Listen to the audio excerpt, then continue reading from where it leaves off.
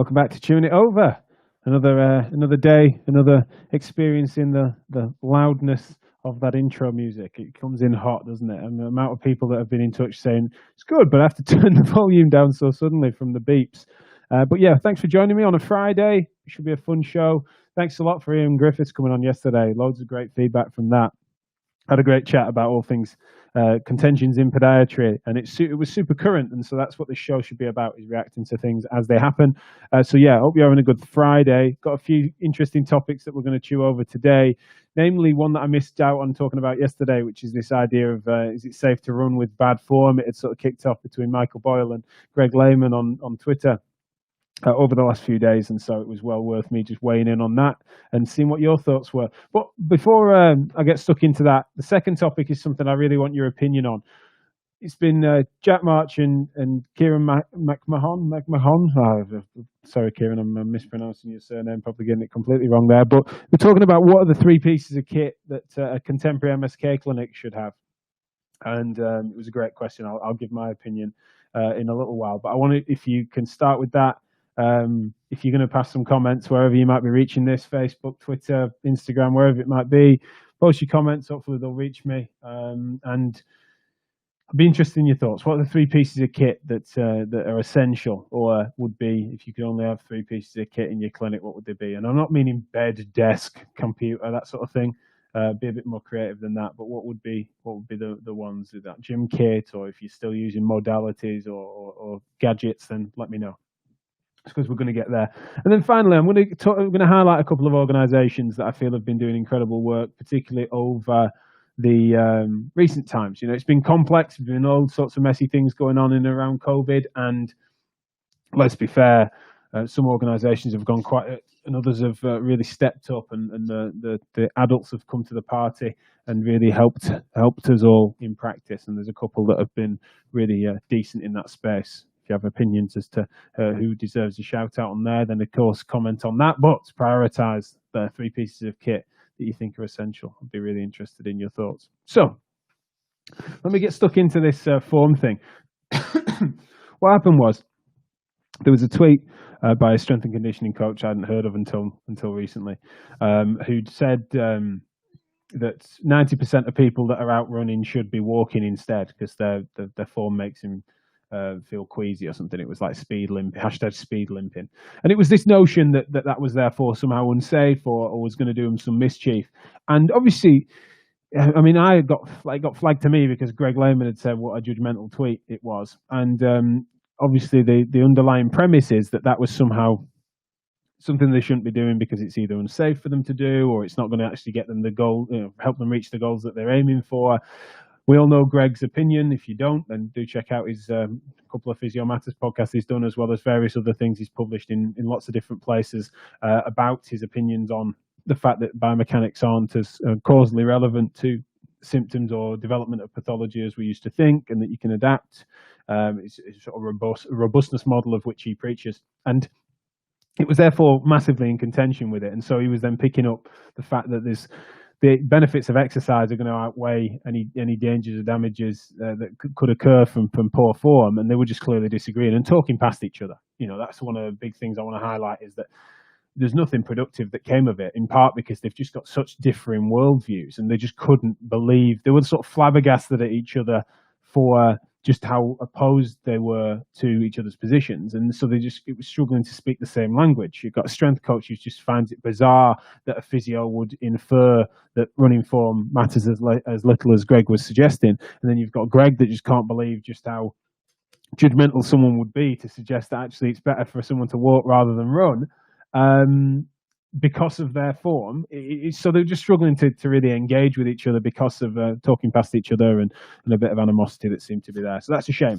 Now, one of the things that I visited recently, and I did what was of the same name really, but I do a Chewing It Over feature on therapistlearning.com, which is where I discuss biomechanics in the first episode of that. I've got a manual therapy one on soon, which is kind of a webinar format where I take a bit of a deeper dive into a principal topic. Before this daily show was called the same name.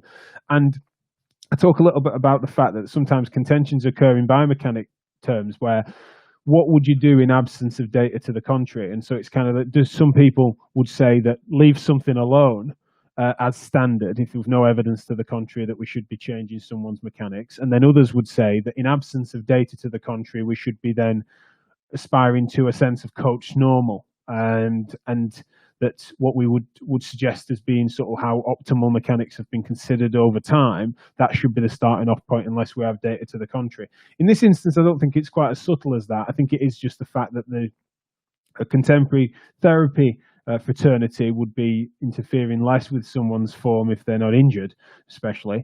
And then a coaching fraternity, something that their bread and butter is for them to sort of run some interference, at least, on some of those variables. And so you've just got two people speaking a bit of a different language, which is a massive shame. My opinion, I mean, I'm a massive Greg Lehman fan, declared, and my bias is in that direction, not just because it's Greg saying it, but because, you know, it's something that those principles and the heuristic of which he's using to think logically about that is something that I just wholeheartedly agree with.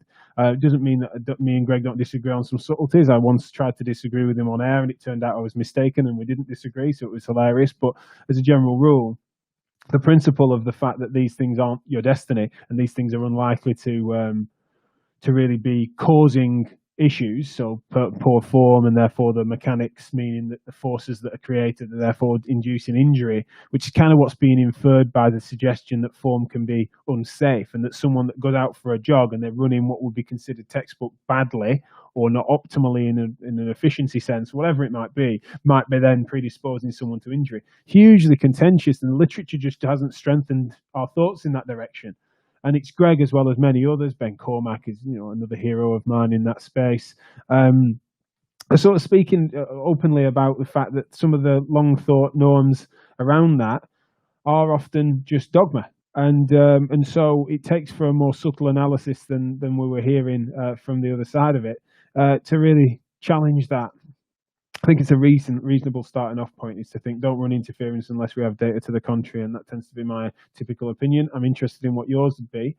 Excuse me. Sorry. But what I asked you to concentrate on was my second point, which was this idea of what is the, you know, so those that are just tuning in, I'm asking what are the three pieces of kit that are essential to a contemporary MSK practice? So, I mean, there's some that are totally a given, of course, which is ultrasound machine, therapeutic ultrasound, of course, machine that goes Bing, that would be number 2. And then the third one being, of course, a traction table. So I want to see if you disagree with that. That's obviously my go-to. But also don't be shy to give your opinions on that first piece, which is about running form. You know, how much does it matter? Now, just to make sure that I'm clear here, I think there are instances, 2 key instances where it matters. I think in terms of optimal performance and metabolic features, I think it's something that we need to know more about, but I bet when the data comes in, I bet it matters. We've all got examples of what would be considered suboptimal biomechanics doing well in a performance sense at the high levels.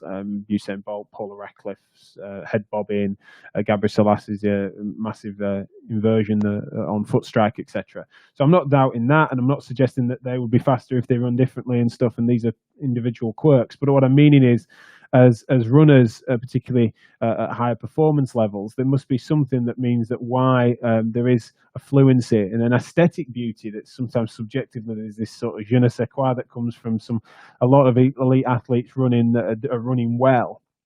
The performance, I think it's metabolic efficiency sort of stuff, but I just that's a different conversation to the injury one and the injury risk one, I think. Although there's, you know, some great work that gets done talking about those points, and no doubt will come up at Therapy Live Triathlon, so make sure you get your ticket for that if I need to shoehorn that in.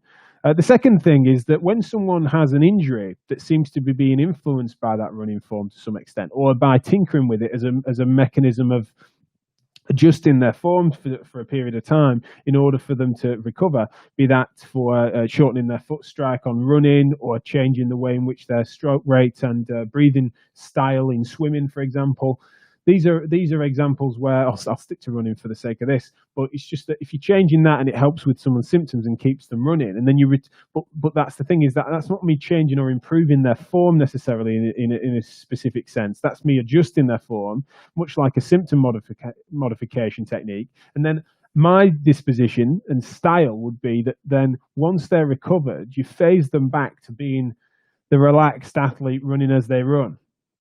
Even if that would be, and then if that then regresses their injury or they keep recurring that injury, then there's a conversation to be had about different styles. Or sometimes I'll have a runner that has 2 or 3 different cues that they would use, especially over ultra run, that they might use interchangeably to distribute forces slightly differently across their body to manage injuries and stress reactions or tendon problems and things. So I'm not averse to it. It's just that what was being contended in this instance was this notion that there's a bad form, that someone who you don't know, these are strangers running around the street that are running badly, and that we would correct for that.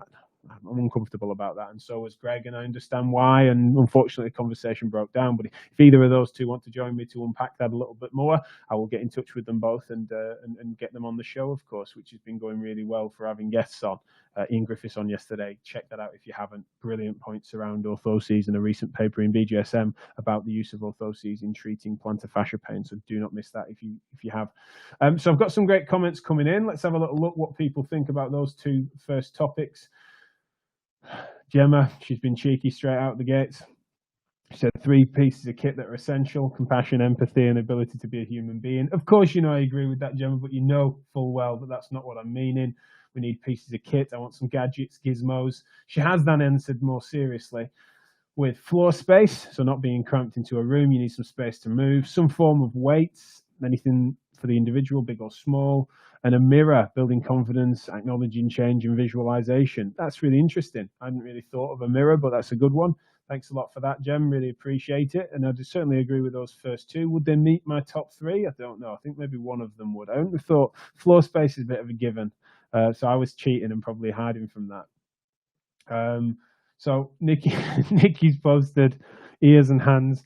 Yes, I don't know if we can call them pieces of kit. You know what I'm getting at. You're being cheeky, but thanks for that. That's brilliant. So what I've got is oh, this is on the form stuff. Ollie likes to, well, he runs like a one-legged penguin. He's been uninjured for 3 months. Yeah, well, that's the thing. The correlation is important, isn't it? So what I want to try and get is whether the comments are coming in. If you can give me some tips, like Jem did when she answered. I want to know what your opinion is, and post it wherever you're finding this. At the moment, it looks like I'm getting some questions and comments coming in on Facebook. But if you're on Periscope or Instagram or YouTube, then please do check that in. I know that there's a few. It tells me that a few of you are tuned in there. So if you've got some opinions on what the top 3 pieces of kit would be, my opinion. I'm parking the floor space one. It's a good one from Gemma, but I'm going to park that as being a bit of a given that you've got some space. That's more of a facilities thing. Actual pieces of equipment, I would say that and I'm going to try and make it as versatile as I can, but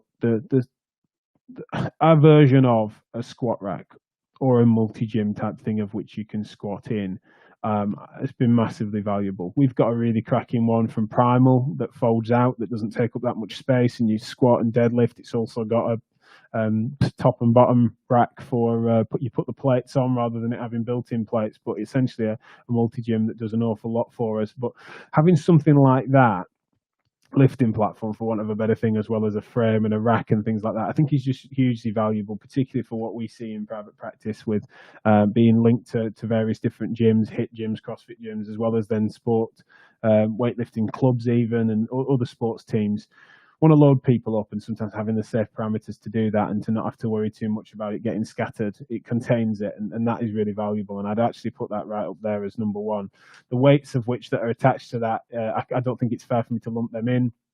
But certainly if I was being more particular on weights, then I do find kettlebells to be particularly useful for all different patients, from simulating a shopping bag through to people doing Turkish get-ups. It's something that I find to be really valuable.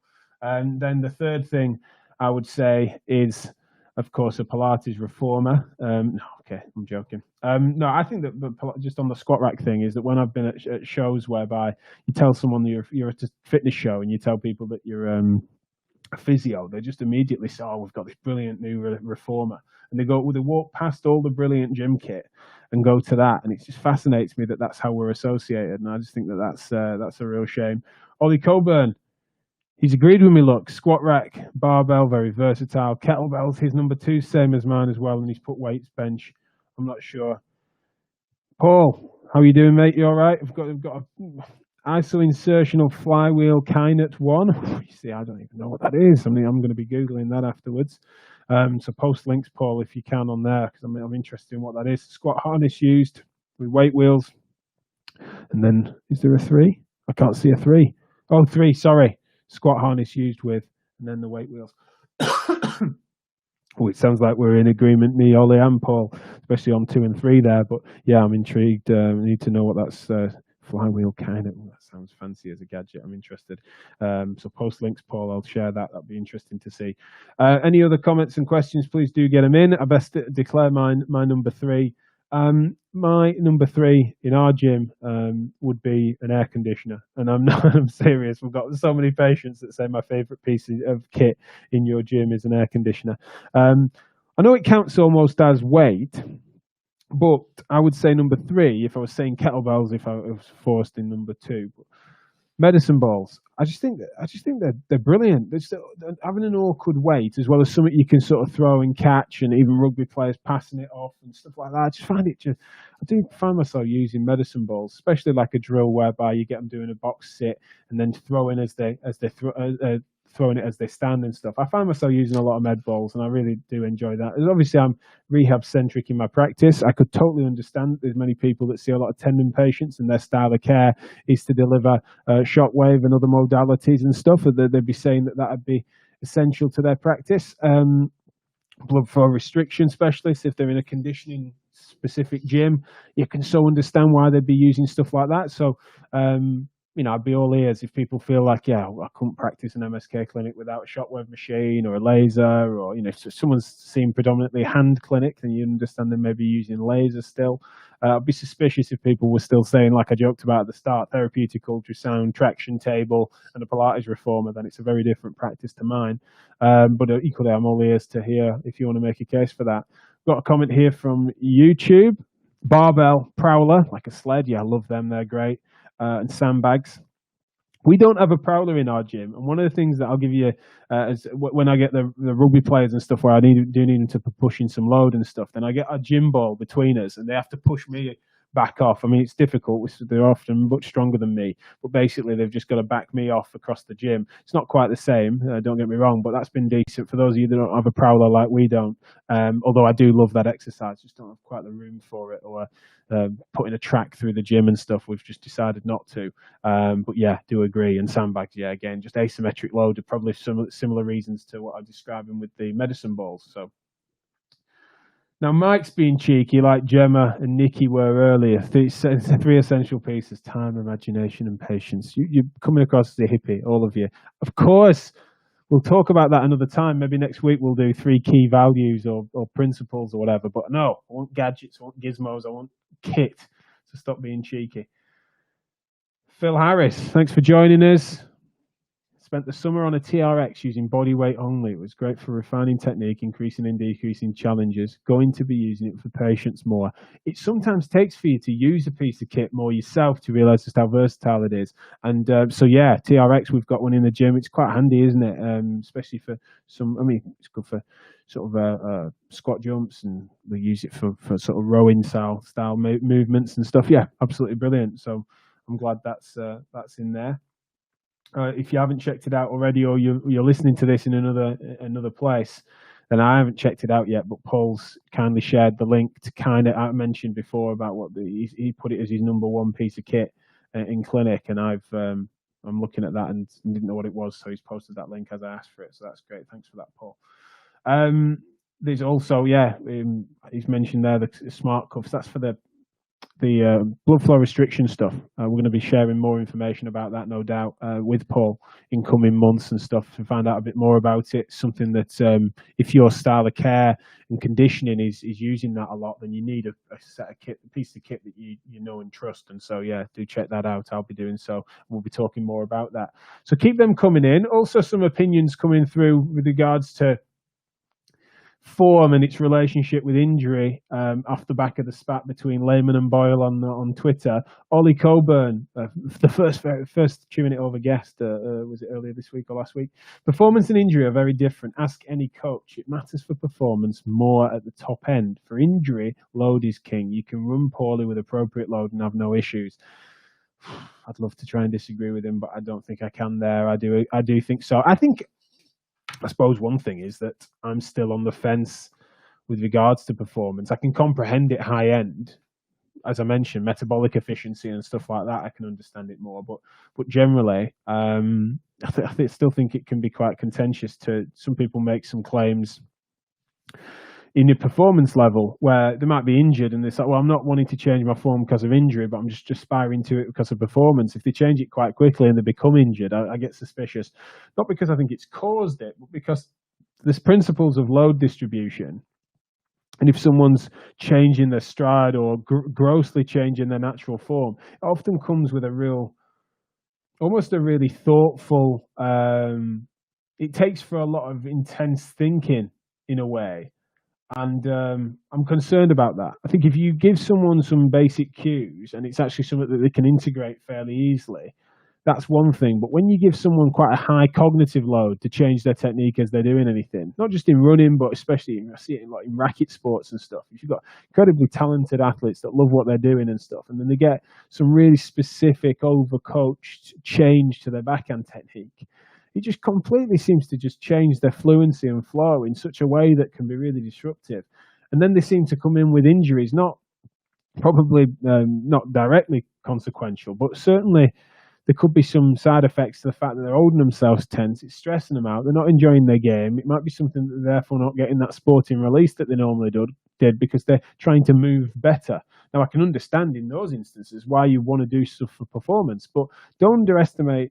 If you're coaching as well as a therapist, then don't underestimate the sort of sequelae downstream of what you're doing. And that is one that I see an awful lot of. Changing things for good reason, it doesn't necessarily mean there aren't some consequences down the line. And so just being thoughtful in that direction, and at least accounting for it, is important if you're in a coaching setting. And then in therapies, working with your coaches and getting a good relationship with them.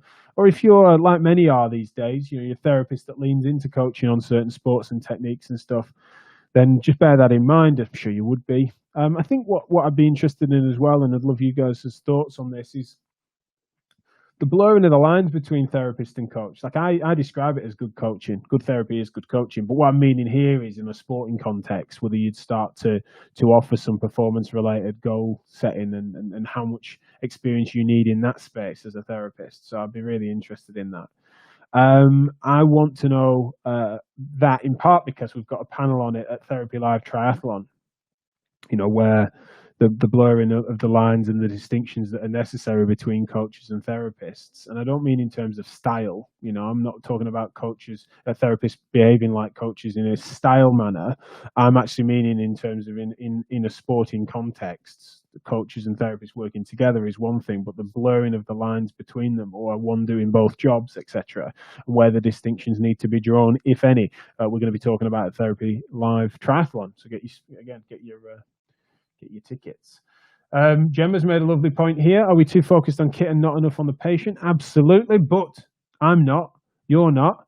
But today, I'm asking about kit just because it came up on Twitter. If someone was building something out, then you'd hope that the people we're talking to know that the kit is only an accessory. But in case they are wanting to build out a clinic, and everyone's in that position, if they're setting up their own thing, or they're contributing to the department, or they've got some money, I think it'd be really interesting to find out what people's sort of take is on what the priority pieces of kit are these days. So the final thing I wanted to talk about, last few minutes, so get your comments and questions in if there's anything else you want me to visit. Thanks a lot for your contributions today, really appreciate it. A lot of them on Facebook, YouTube. Not had any through from Periscope today. They usually come through, so sometimes it's not working. But last thing I wanted to mention is, especially in these weird times in and around COVID, it's been amazing to see some actual leadership emerge, properly emerge rather than just be talked about, or some organizations that have really stepped up and some true experts have been able to then help shape practice, really support people. Now, there's the obvious ones, including former guest on this show and regular contributor. I hope you're still listening, Gemma. Did a phenomenal job, truly emergent leadership from Gemma, whereby she saw a need, created a support group, namely in and around for private practice in the UK, about how to deal with PPE policies, whether or not we should be open, that sort of stuff. It was just fantastic. And so that goes without saying, do check out Gemma's group if you haven't already. But what I was getting at here with regards to legacy organizations that have then been doing things differently, some have gone completely missing, whereby they haven't been able to do anything for whatever reason, or they've just not had a lot to say on it. It just turned out that they just exist and they continued to just exist, and therefore they weren't necessarily going to be contributing much for them to their members or broadly. Whereas there are others, and there's two that I want to mention that have really stepped up. One is the Msk Partners Network, which is a trade body for the MSK industry, and they created weekly calls for support for private practice owners and directors, as well as then trying to collaborate to try and get some PR to try and help the government to change the schemes in which you can get grants and loans and funding. And there were so many cracks that we fell through as an industry, and someone needed to advocate for it, and they just went into bat for us. And it was just incredible to see, really top end professionals, experts in that space, not in a non-clinical sense, really going into bat and to lead quickly. That was fantastic. So if you haven't already and you're not a member, if you're a private practice owner or you have a department, then check out the Msk Partners Network and get involved in that. It's absolutely phenomenal what they're doing, and they're making some adjustments now as we move on to this sort of post-COVID landscape. They're going to be ones to watch, so do check them out. Also, the what's it called? Professional Network for Chartered Physios in Advanced Practice is called the APPN. Is it APPN? Oh, lots of P's. They did an event, so I hadn't had my eye on them as close as I'd like. I'm a member of it, but I'd just been distracted by various other things, and we weren't doing much in way of advanced practice, first contact practice type thinking around Therapy Live. We will be next year, by the way. There's a spoiler. But they did an event about injection therapy, because steroid injections have known to drop your what's the word I'm looking for? Not immunity. Lost my words. But it makes you more vulnerable, and so in and around when COVID was taking off, then we dropped off doing injections, and so they were wading through that murky swamp as to what the indications are. They had some great experts, physios that were also physiologists and virologists and stuff, just phenomenal. And they really stepped up with a cracking event the other day. If you're a member of their organization, of which you should be, then definitely I'll be posting the links on here afterwards to link you to them. They just did a phenomenal job, and it was, again, just an example of just actual experts really leaning into the science as well as the pragmatic application of it with some case studies. Just love what they're doing. And so if you haven't already, then check out MSKPN. Jem's shared the link here because Paul had asked for it. So thanks a lot, guys, for that. And also the APPPN, the Advanced Practice Network for Physiotherapists. So just, there's the work that they did. And I'm specifically talking about this injection event that they did, but also then they did this. So they've been doing some other great work, and the resources that are on the back end of their website are really good and really sensible. So you've got some great thinkers that are working in that space and being thoughtful about the interventions that we do deliver in advanced practice. So they were two that I wanted to flag. Please post your comments on here if you feel there are any other organisations that are worth a mention over the last 6 months, what they've been doing and how they've stepped up. Really be interested in that, because there's bound to be ones that I've missed that are worth a nod. Thank you all for tuning in. It's been another fun week on Chewing It Over. As I mentioned yesterday, we've been getting somewhere between 25 and 30 people watching live across the various different streams, and then about 1,000 people a day then tune in usually later that evening or on their commute the following morning, which is fun. So really appreciate that. It's been great. It's been really fun to communicate with you all. And more of you will be coming on the show, no doubt, in weeks to come. We'll have more guests on. We've got some great shows planned, including Jane Ashbrook's joining me. She's an expert, especially in acute low back pain, but also now in an education setting. She's looking at some of the provisions in and around student placements. So we'll be chewing it over with Jane Ashbrook at the very least next week, but probably other guests too. So thanks a lot. I will be seeing you soon. Let's get you closing off with my fancy graphic again. And once again, please have it noted that I've kept to time. All right then, take care. Have a lovely weekend. Bye-bye.